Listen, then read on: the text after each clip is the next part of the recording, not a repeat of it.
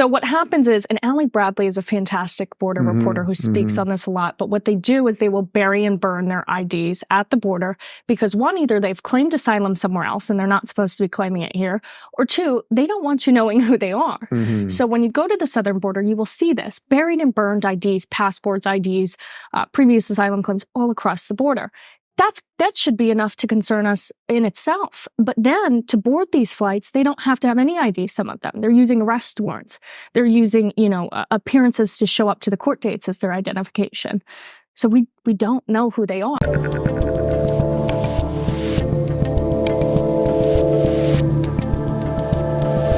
So let's get to some of those things that we're posting online.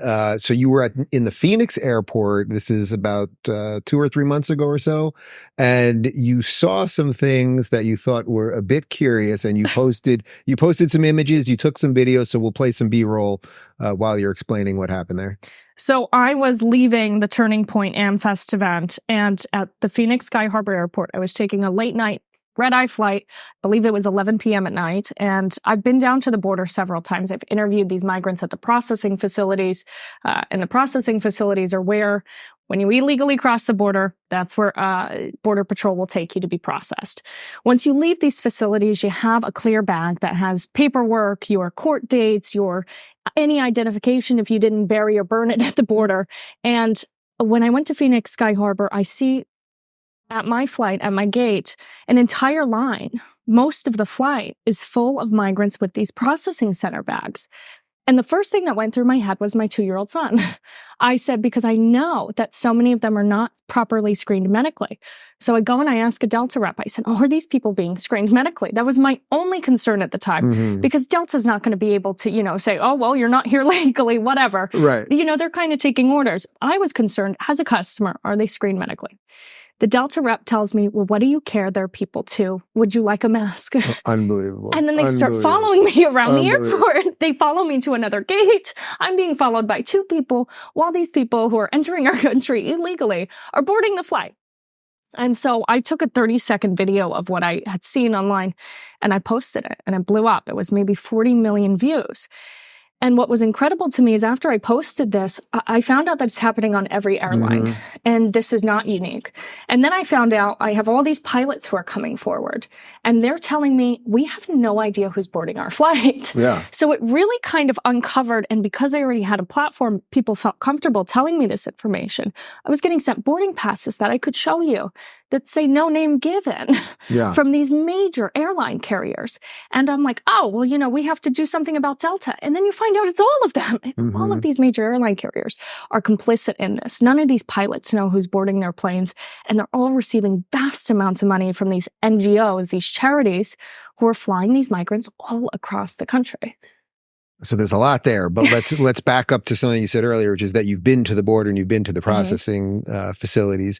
And you also mentioned whether they bury or burn their IDs. That actually works to their advantage to do that, does it not? Because can you explain that a little bit? So what happens is, and Allie Bradley is a fantastic border reporter who speaks on this a lot, but what they do is they will bury and burn their IDs at the border because one, either they've claimed asylum somewhere else and they're not supposed to be claiming it here, or two, they don't want you knowing who they are. So when you go to the southern border, you will see this, buried and burned IDs, passports, IDs, previous asylum claims all across the border. That should be enough to concern us in itself. But then to board these flights, they don't have to have any ID, some of them. They're using arrest warrants. They're using, appearances to show up to the court dates as their identification. So we don't know who they are. What is happening at the processing facility? So they show, you show up, you either have an ID or you don't. You're usually a male. We'll talk about that. Like, what percentage of the people that you saw there were, what I always see is a lot of men that seem between 25 and 40. Where are the women? Where are the children? Where are the poor and the huddled masses with the one bag, the one suitcase? Like, where are our grandparents? Well, you're not imagining that either. It doesn't seem that way. It is that way. It is primarily military-age men who are coming across. And I expected to see I went in with an open mind. You see all these stories from the left of the women and children and crying, and it was very sad to see those. There were some cases of that, but primarily military-age men coming across from all over. Our border is an open border to the world. We've seen a 900 increase in Chinese nationals, mostly men. We're seeing an increase in people from the Middle East, from Africa, from all over, primarily men. But back to your question on what happens at these processing facilities, they cross the border. Border Patrol is literally helping them cut the barbed wire, lifting the barbed wire. Yeah. And they cross the border and they all gather in this spot and they're taken in a bus to the processing facilities. And they're saying, every single one of them is saying, we claim asylum, because they're told how to do this over in South America at these NGOs.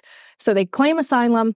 They write down a sponsor, which most of the time is not real, or they list an NGO as a sponsor, and then they're left out. They're sent out. They know exactly which NGOs to go to. They're given court dates into the 2030s. Yeah. So, okay, well, we'll figure it out in a decade from now. Give us a call in 10 years Quite from now. Literally, yeah. Quite literally. Yeah. You're looking at this paperwork. You see a guy in Texas. He's got a court date in Arizona in 5 years. Do you think he's showing up to that? Probably not. And then they know to go to the NGOs. He's not even going to return their calls on his government gifted phone. Yeah. And then they go to these NGOs, and the NGOs give them free plane tickets to all over the country, to New York, to Texas, to wherever, from Arizona to Colorado, all over the country they're being flown. And then we don't know what happens to them. So is there a difference between the type of person that ends up going to the processing facility and just the guy that's just crossing and running in? Like, is there a difference in the guys who run in are going to the processing facility? Well, I assume some people just run in and then just run through Texas, right? Some of them. I assume if you're crafty enough, you just get through and never have to deal with that nonsense. So prior to, we saw more of that prior. Well, I guess getting the free flight is nice, right?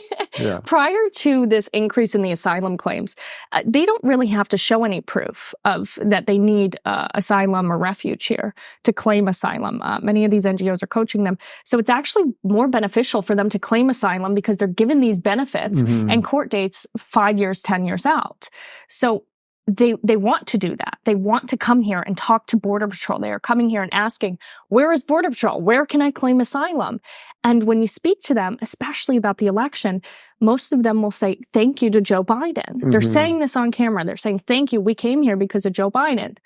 And so they very much are aware of these loopholes in the asylum system.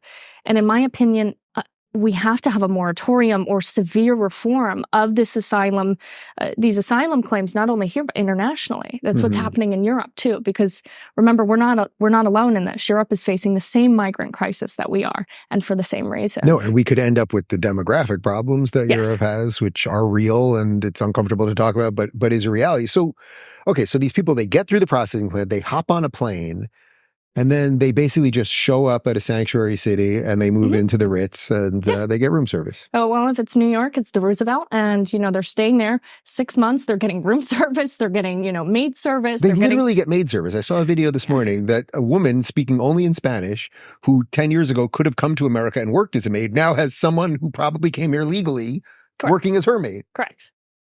Yes. It's not a question. It's just bizarre. Yes. Yes. And you live in that city. So good luck. So good luck with all that. All right. So as you've exposed more of this stuff, and Elon has retweeted a whole bunch of your stuff that's helped elevate it, do you sense that people are waking up and that anything is going to happen? I mean, I think that's what it all boils down to now. Everyone just kind of thinks, oh yeah, it's crazy, but no one's going to do anything about it. I do, but I really think that the reckoning has to be international.